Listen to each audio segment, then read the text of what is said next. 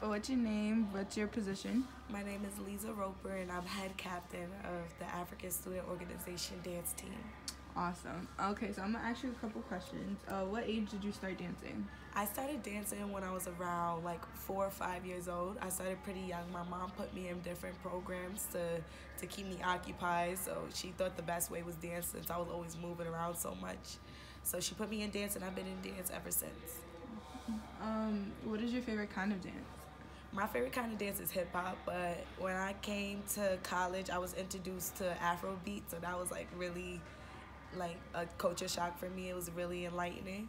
So I really like Afrobeat, but I will never lose my love for hip hop dancing. What dance do you find most challenging?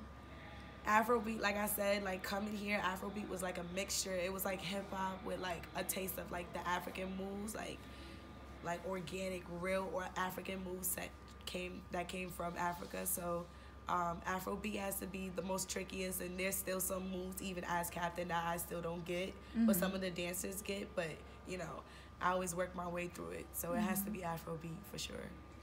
What has been one of your most challenging moments as the recent captain of ASO? So far, before they gave me the position, there was a show to prepare for in just 2 weeks. So I don't know if that was like purposely a thing that was supposed to happen, but with winter break being in the middle, it was kind of challenging to bring all the dances all together, especially coming towards the end of the semester too, and having that break being like the split of our practice time. It was really difficult trying to gather everybody and like making up my own dances as well, because I could dance really good, but it's another thing when you got to make up your own dances for other people to learn and including yourself to learn as well. So I would say that was like the trickiest, preparing for this last show that I only had 2 weeks to prepare for.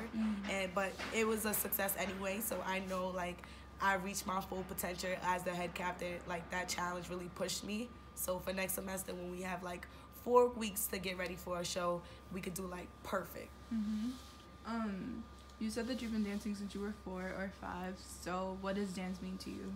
Dance means like, it means release. It means a learning method. It means life.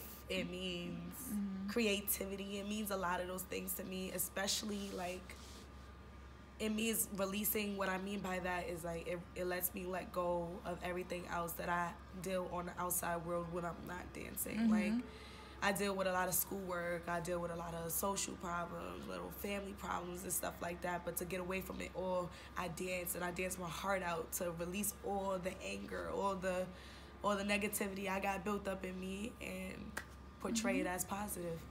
And as a future educator yourself, what benefits do you think incorporating dance within the curriculum could prove for students? It could improve. For one, I don't remember anything. I don't remember. You could tell me one thing one day and I'm then gonna forget another day. I would say that it's a great way to retain information. Right.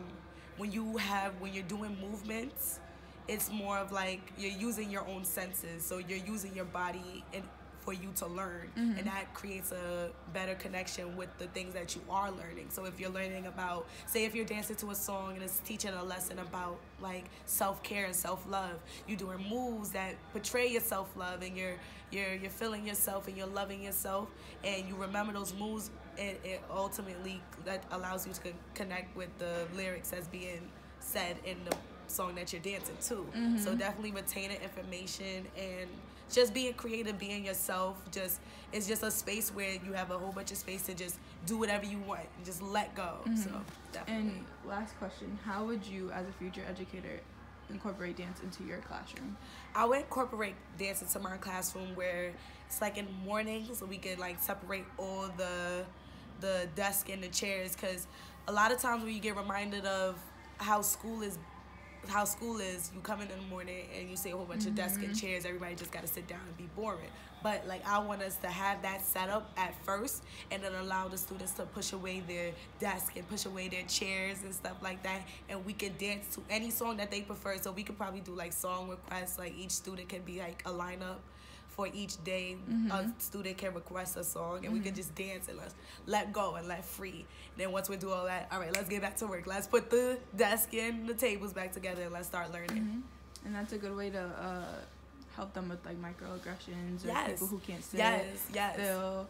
Exactly. And it's forcing them to be in a position where they have to do this. Right. It's like, I'm making you do this because this is a good habit to build. If you don't like it, well, they can't like it because we're choosing, we're going off of whatever you want to do. Like, it gives the student control in the classroom as well. You're telling us what you want us to dance to, and we're going to dance to whatever you want us to learn. Right. That's awesome. Yeah. That's awesome. Thank you for the interview. No problem. See you guys.